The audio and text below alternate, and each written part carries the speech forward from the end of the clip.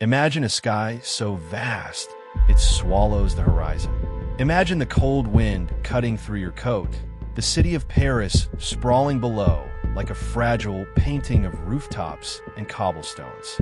On December 22nd, 1797, a man named André-Jacques Garnerin stood on the edge of history. In his hands, a silk canopy folded with meticulous care, ropes that could either hold him aloft or spell his end. He was about to attempt something no human had ever dared.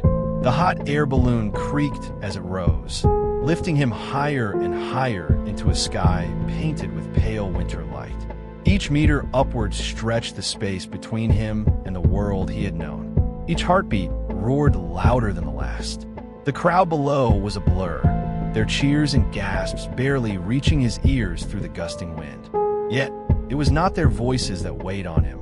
It was the weight of possibility, the thought that in a few moments he might defy gravity itself, or perish trying. If I fall today, he thought, let it be into the arms of the wind. Let it be where no man has ever flown. The balloon reached nearly 800 meters above the earth, a height at which the familiar world of Paris became an abstract pattern of streets and gardens. The air was thinner here, colder, whispering secrets of the void. Garnerin adjusted the straps of his parachute.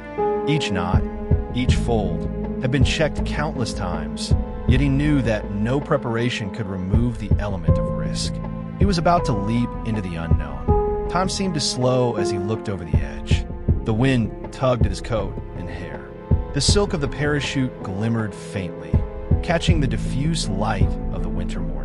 It was both fragile and miraculous, a piece of human ingenuity that promised safety but offered no guarantees.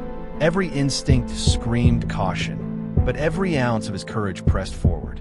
He inhaled sharply, tasting the cold air, feeling it fill his lungs with a clarity that both terrified and exhilarated him. The sensation of height, the vast emptiness below, the sense of total vulnerability, it was intoxicating. And yet, in this precise moment, a strange clarity emerged. Garnerin felt the connection between fear and bravery, between madness and genius. This was the moment where ordinary life ended and history began. He stepped forward. The air embraced him, pulling him into its cold, invisible currents. For a heartbeat, he fell, truly fell, and the world seemed to tilt and spin beneath him. Then, the parachute caught. A sudden tug, a violent, yet miraculous resistance, and he was suspended, floating in a sky he had never imagined. The wind carried him in ways he could not control, yet somehow he moved with it. Paris was now a distant patchwork below him, the sounds of the city muffled by the thin layer of air that separated him from the earth.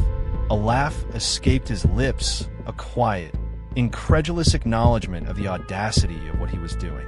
He was alone, yet not alone, held aloft by human invention and the sheer will to test the impossible. Every second stretched into eternity. He felt the tug of gravity, the pull of currents, the sway of the silk above him. The sensations were foreign yet exhilarating, terrifying yet freeing. He marveled at the thought that this simple canvas and rope, born of human ingenuity, could carry him where no man had ever been. For a fleeting instant, he understood what it meant to truly fly. Not as a bird, not as a dream, but as a man who dared to leap where others feared. The ground slowly approached. Garnerin's legs stiffened instinctively. The balloon, the city, the wind, they all seemed to hold their breath with him. A final sway, a slight bump, and he touched down. The impact was gentle, almost miraculous. The crowd erupted into cheers, some screaming, others fainting. And there he stood, alive, trembling, smiling, the first human to claim the sky as his own. In that moment, history shifted. What had seemed impossible became real. What had been unthinkable was now witnessed by human eyes. Garnerin had not only survived, he had shown that the human spirit, combined with courage and ingenuity, could redefine the boundaries of possibility. He had leapt not only from a balloon, but from the known into the unknown, from fear into triumph. Today, we see parachutes as common, a sport, a thrill, even a routine.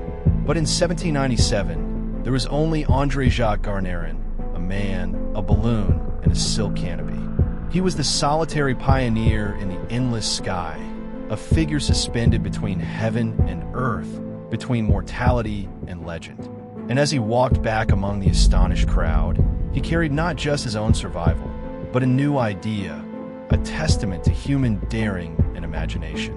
The wind settled, the city resumed its rhythm, but history had been written in that single, miraculous descent. He had touched the unknown, and it had touched him back. And for those who would come after him, the sky would no longer be a limit, but a challenge, an invitation, a canvas for human courage. André-Jacques Garnerin had proven that sometimes, to leap into greatness, one must first leap into nothingness. And in that nothingness, he found flight, he found freedom, and he found the first whisper of what it meant to truly soar.